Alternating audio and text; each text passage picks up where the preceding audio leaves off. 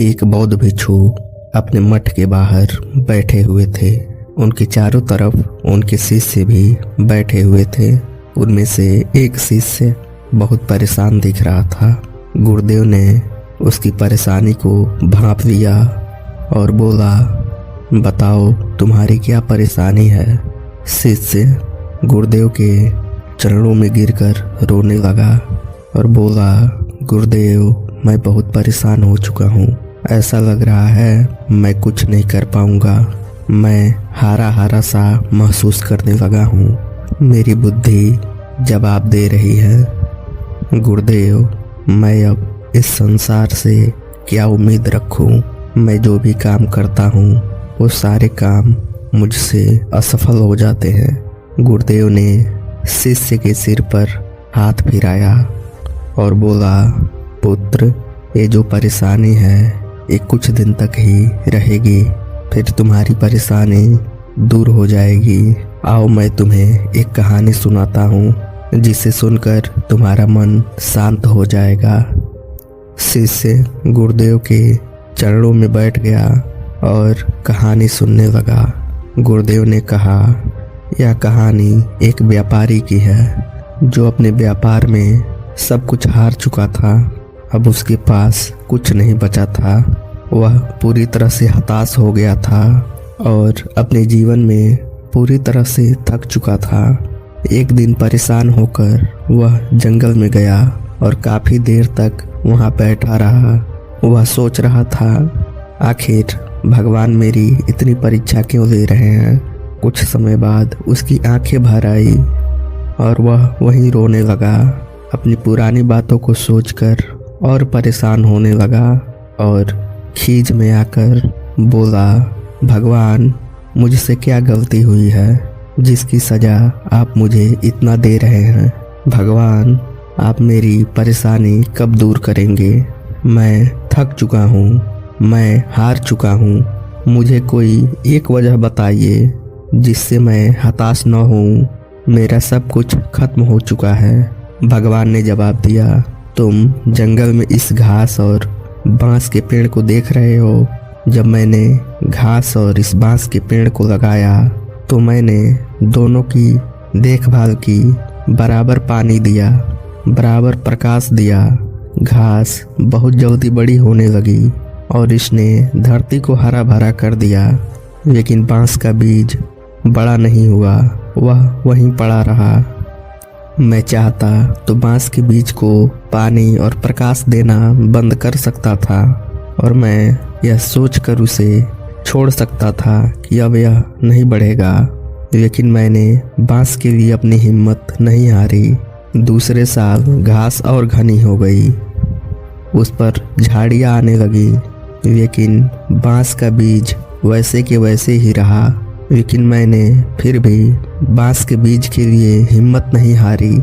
मैं उसे पानी और प्रकाश बराबर देता रहा। अब तीसरा साल आ चुका था। इस साल भी बांस के बीज में कोई वृद्धि नहीं हुई, लेकिन मैंने हिम्मत नहीं हारी। तुम होते तो क्या सोचते। तुम यही सोचते कि अब छोड़ देता हूँ, अब यह बांस बड़ा नहीं होगा। लेकिन 3 साल बीतने के बाद भी मैंने उस बांस को नहीं छोड़ा। मैं उसे निरंतर प्रकाश और पानी देता रहा।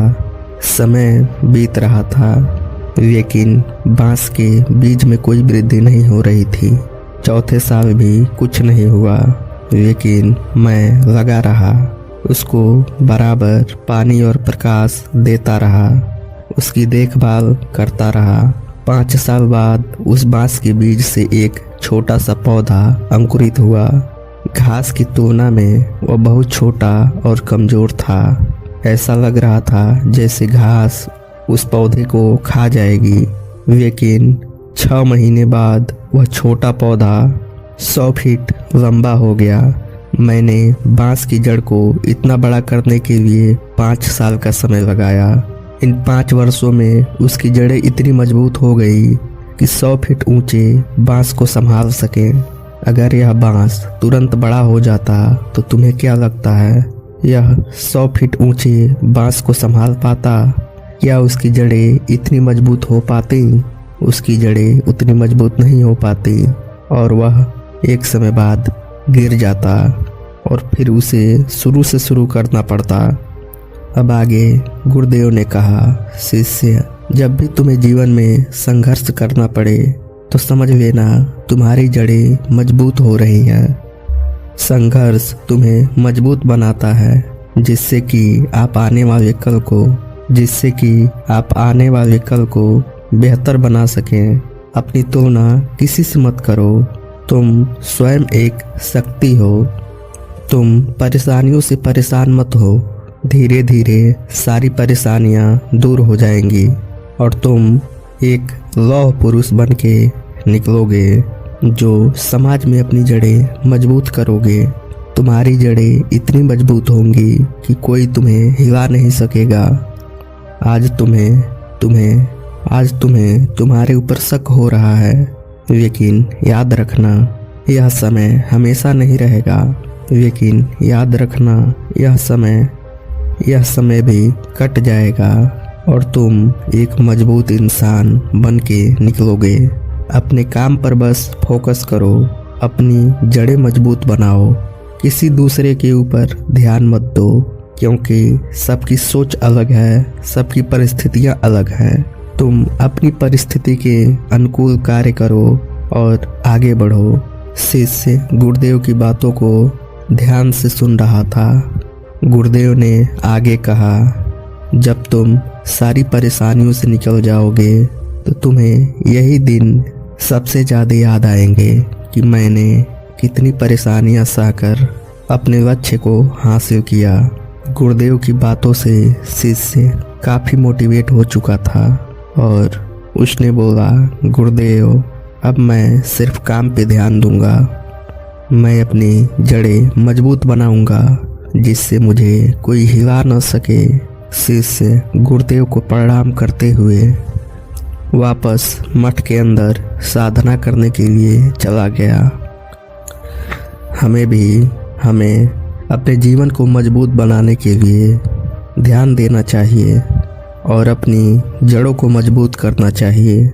हमें यह नहीं सोचना चाहिए कि हमारे जीवन में कितनी परेशानियां हैं।